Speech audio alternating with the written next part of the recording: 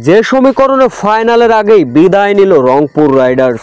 সৌম্য সরকারের ছক্কার বৃষ্টি, তবুও শেষ ওভারের নাটকীয়তায় গ্লোবাল সুপার লিগে কেমন করে হারল রংপুর রাইডার্স। বিস্তারিত জানতে ভিডিওটি না টেনে সম্পূর্ণ দেখার অনুরোধ রইল। সমীকরণটা ঠিক এমনই, ফাইনাল খেলতে হলে আজকের ম্যাচটা জয়ের কোনো বিকল্পই নেই রংপুর রাইডার্সের। যেখানে অস্ট্রেলিয়া ক্রিকেট ভিক্টোরিয়ার বিপক্ষে মাঠে নেমেছিল তারা, যেখানে রংপুর রাইডার্সকে 151 রানের লক্ষ্য ছুড়ে দেয়। 151 রানের লক্ষ্য শুরুতেই মামুলি করে নিল এই টার্গেটটা সৌম্য সরকার ও টেইলর। রীতিমতো এই দুই ওপেনার ব্যাটিং তাণ্ডব চালিয়েছেন। মাত্র 27 বলেই পার করে ফেলে দলীয় 50 রান, যেখানে ব্যক্তিগত 14 বলে 26 রানে ফিরলেন টেইলর।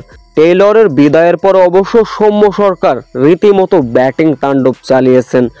আজ কয়েক বছর ধরে টি-20তে যেটা হয়নি সৌম্য সরকারের, সেই আক্ষেপ আজই পূরণ করলেন সৌম্য সরকার।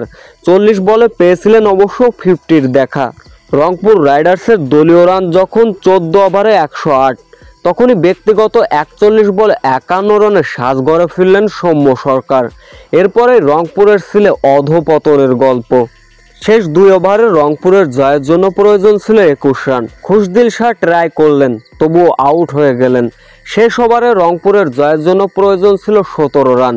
রিশাদ হোসেন ব্যাটিং তাণ্ডব চালালেও শেষ মুহূর্তের নাটকীয়তায় ভিক্টোরিয়ান্সের কাছে হেরে এবারের আসর থেকে বিদায় নিল রংপুর রাইডার্স। এবারের গ্লোবাল সুপার লিগে যে কয়টা দল অংশগ্রহণ করেছেন, সেইখানে কোনো নকআউট বা সেমিফাইনালের আয়োজন করা হয়নি।